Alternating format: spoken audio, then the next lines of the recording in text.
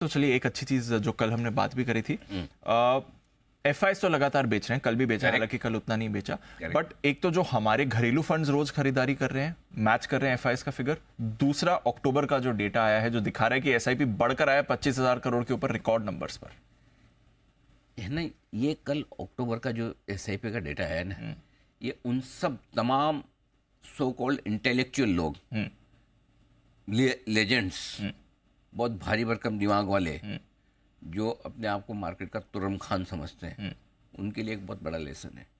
क्या कि रिटेल को जो बेवकूफ़ समझते हैं, गधा है, बेवकूफ़ है, टॉप में लेगा बॉटम में बनेगा, हिंदुस्तान के इन्वेस्टर ने पहली बार और अच्छी समझ दिखाई है। एसआईपी असली इन्वेस्टर एसआईपी वाला है। यस, वो असली इन्वेस्टर है। Correct sir. और अगर अक्टूबर के महीने में इतना खराब माहौल में भी 800 करोड़ की एसआईपी आपकी बढ़कर आती है, 25,300 करोड़ पे आंकड़ा पहुंचता है, ये हमारे हिंदुस्तान के बदलते हुए समझदार इन्वेस्टर की पहचान है। एब्सोल्युटली।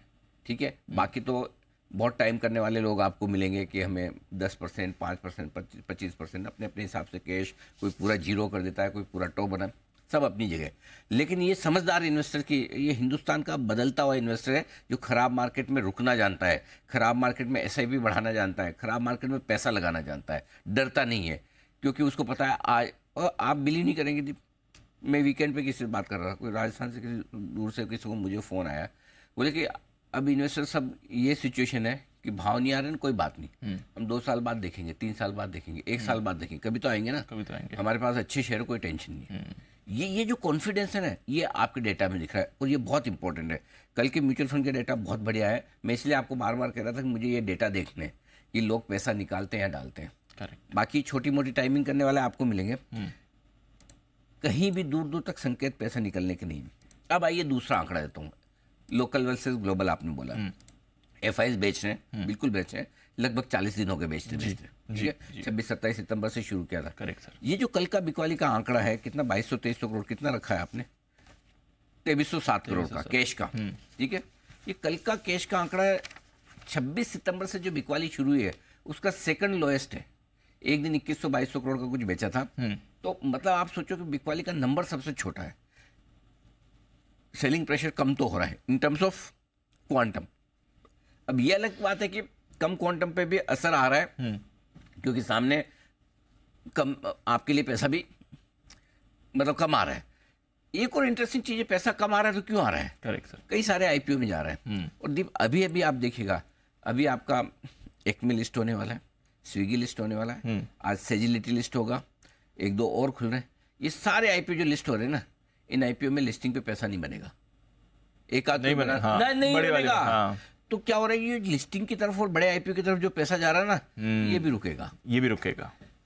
आप समझ रहे मेरी बात को? अगर मेरे को लिस्टिंग पे पैसा ना बने तो मैं इस आईपीओ में पैसा क्यों लगाऊं? करेक्ट। देखो, मेरा फंडा बहुत क्लियर है लाइफ में।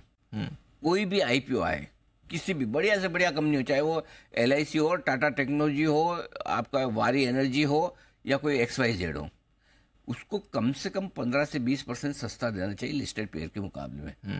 क्योंकि उसको अनलिस्ट होने की जो प्रीमियम देनी होती है लिस्टेड पेयर, वो होना ही चाहिए। अगर लिस्टिंग पे किसी भी आईपीओ में 10-15% का रिटर्न ना बने, तो इसका मतलब वो आईपीओ मिसप्राइस्ड है, गॉट इट, वो गलत प्राइसिंग किया हुआ है। मैं बहुत क्लियर हूं कि आईपीओ इन्वेस्टर को 10-15% मिनिमम मिलना चाहिए। आइडियली 20 से 25% मिले तो बहुत बढ़िया। चलो मान लिया तेजी का मार्केट है, मंदी के मार्केट में 20-25% मिलना चाहिए, तेजी के मार्केट में आप 10 से 15% दे दो। लेकिन कोई आईपीओ लिस्टिंग नीचे होती तो वो माफ करने लाएंगे। फिर आप ये कहेंगे ये तो 3 साल का व्यू है। भाई 3 साल का व्यू, तो फिर 3 साल में तो मार्केट कितनी बार मौके देगा? लिस्टिंग में आदमी नीचे खरीद लेगा बाद में, फिर क्यों आईपीओ में पैसा लगाए? करेक्ट। भाई अगर आज मेरे स्विगी है, मुझे 3 साल के लिए लेना है, मान लिया चलो ठीक है 3 साल, तो मैं 3 साल में कभी भी ले लूंगा। 3 साल में कभी तो एक तो करेक्शन आएगा। करेक्ट सर, होगा। करेक्ट। सो इसलिए मेरा ये मानना है कि लिक्विडिटी जो आईपीओ में अनाप शनाप जा रही थी ना, वो भी थोड़ी रुकेगी।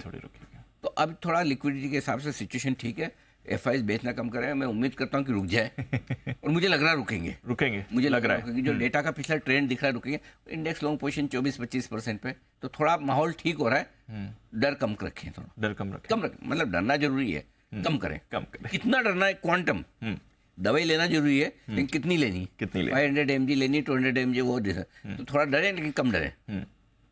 ठीक है सर।